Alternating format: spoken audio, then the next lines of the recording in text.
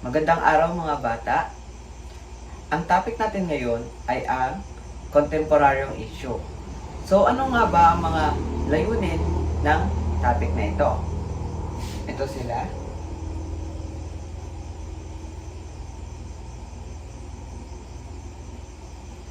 Yan ang ating tatalakayin ngayong araw. So class, pag sinabing kontemporaryong issue, ano nga ba ito? Pero bago iyon, alamin muna natin ang pinagkaiba ng balita sa issue. Ang mga balita ay tumutukoy sa mga pangyayari sa isang partikular na oras, lugar, at taong sangkot. Ang mga impormasyong ito ay nababasa, napapakinggan, at napapanood sa iba't ibang daluyan tulad ng radyo, telebisyon, internet, at social media. Ang balita ay maaaring nangyari noong isang araw, isang linggo, o isang buwan, o kaya naman isang taon. Halimbawa na lamang dito is yung pagpasok ni Isnir sa PBB na nabalitaan natin noong nakaraang buwan. O kaya naman yung maaring may na-aksidente na nabalitaan natin no ilang linggo na ang nakakaraan. Ang issue naman ay nangangahulugang mga usapin, tema, at suliraning pinag-uusapan, sinusuri, at pinagtatalunan. Ang issue naman class ay ito yung mga pangyayari na hindi lang nangyayari sa ating bansa kundi sa buong mundo. Halimbawa na lang dito ay climate change, kahirapan, kawalan ng trabaho at paglabag sa karapatang pantao at iba pang nangyayari sa iba't ibang panig ng ating mundo. Ngayon, ano naman kaya ang kontemporaryong issue? Ito ay mga usapin, tema, at suliraning kinahaharap ng mga tao sa kasalukuyang panahon. Ang kasalukuyang panahon, ang panahong saklaw ng kontemporaryo. Ang batayan ng pag-aaral ng kontemporaryong issue ay ang dantaong kinapapalooban ng kasalukuyang taon, ang ika-21 dantaon. Alinsunod sa kalendaryong Gregorian, ang ika-21 dantaon ay nagsimula noong ika-1 ng Enero 2001 at matatapos sa ika-31 ng Desyembre 2100. So class, ang kontemporaryong issue daw ay ito daw ay suliraning napapanahon na kinapapalooban nito nung na ika-21 na dantaon o 21st century. Ngunit, meron ding mga suliranin na sabi nga napapanahon pero pinag-ugatan ng nakaraan. Ngayon, ano ba ang mga halimbawa ng kontemporaryong issue? Una sa pang-ekonomiya. Unang-una sa listahan ay pagtaas ng presyo ng bilihin. Di ba? Hindi naman lingid sa ating kaalaman na ang pagtaas ng presyo ng bilihin ay isa talaga sa suliranin natin ngayong panahon. Pangalawa naman ay ang kawalan ng trabaho. Sa kawalan ng trabaho, isa din ito sa ating suliranin ngayon dahil maraming tao ang walang mga trabaho kahit pa minsan is qualified sila sa trabaho ngayon, ngunit walang mapasukan. At ang panghuli ay pagbabago sa klima. Sa pagbabago sa klima ay alam natin ngayon yan. Dahil katulad sa panahon natin ngayong summer ay sobra ng init, hindi katulad nung dati. Pangalawang halimbawa naman ay sa panlipunan. Ano nga ba nakapanood dito? Una, pandemya. 'Di ba? Sa pandemya is maraming tao ang naapektuhan dito. At alam natin na meron pa rin ang coronavirus at marami pa rin lumalaganap or meron pa rin mga panibagong variant ang lumalabas. Sunod ay ang diskriminasyon. Sa diskriminasyon ay maraming tao ang nadidiscriminate sa kanilang kulay, sa kanilang katayuan sa buhay, at marami pang iba.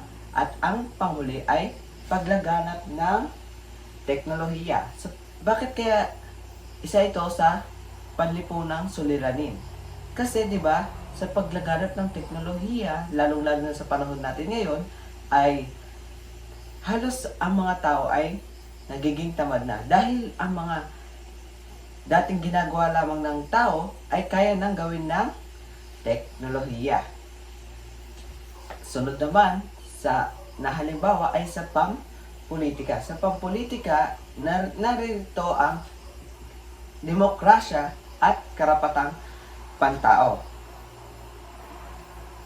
Alam naman natin na sa demokrasya ay ito ay nakaano sa ating country, di ba? We are democratic country. Na tayo ay namimili kung sino ang ating ilulugod na presidente or mga mamumuno sa ating mula barangay, municipal, o provincial hanggang sa ating buong bansa. Na dito may karapatan ng tayo na mamili. Ngunit, di ba, pansin naman natin na may karapatan man tayong pumili. Ngunit, di ba? Ngunit, naapektuhan pa rin tayo ng pera. Dahil merong vote buying o kaya naman nasa democratic na tayo pero lumalagana pa rin ang political dynasty. At ang panghuli sa pangkapaligiran. Sa pangkapaligiran na nakapaloob dito ay pagkasira ng kapaligiran at pagkawala ng biodiversity. Di ba? Maraming nasisira na ating kapaligiran dahil sa kagagawa natin. Sa pagputol ng puno at sa pagputol ng puno is nawawala ang biodiversity dahil ang mga naninirahan, kunwari merong naninirahan sa punong iyon, ay nawawalan sila ng tirahan at maaari silang mawala sa ating daigdig. Ngayon, bakit dapat pag-aralan ang contemporary issue? Meron itong 5 dahilan. Una dito ay mauunawaan mo ang mundo. Paano nasabing mauunawaan natin ang mundo? 'Di ba? Dahil ang topic ko or ang pinag-aaralan natin ngayon ay issue na napapanahon. Malalaman natin ng buo kung ano bang mga issue ang lumalaganap sa ano bang contemporary issue ang lumalaganap sa atin ngayon. 'Di ba? Maunawaan natin na marami palang issue na kailangan nating solusyonan. Pangalawa naman ay magiging aktibong mamamayan ka. Bakit naman nasabing magiging aktibong mamamayan ka? Dahil maaari kang makilahok sa mga pwedeng gawin upang masolusyonan ang mga suliranin. At dahil doon is isa ka, parang magiging way yun para maging isa kang aktibo at may pakialam sa ating bansa. Pangatlo naman ay mas mapapaunlad mo ang iyong isip. Bakit? Paano? 'Di ba? Dahil nga naunawaan mo na yung mundo at nakikilahok ka na sa nagiging aktibong mamamayan ka, is sunod naman dito is yun. Dahil magkakaroon ka ng critical na isip dahil mapag-iisipan mo kung ano bang solusyon ang kailangan mong gawin. Kung ano bang solusyon ang nararapat at alam mong makakaginhawa sa atin. Pang-apat naman is mapapalawak mo ang iyong empatya at pagkakaisa. Dito, makakatulong ito sa atin na maunawaan ang mga karanasan ng iba't ibang tao at palaman ang mga hamon ng iba't ibang kultura. At ang panghuli naman ay mas mapaghahandaan mo ang iyong hinaharap. Dito is makakatulong ito sa atin na matuto mula sa pagkakamali ng nakaraan. At mas mapaghahandaan natin at malalaman natin kung ano ang dapat natin gawin sa hinaharap. Yun lamang, sana may natutunan kayo.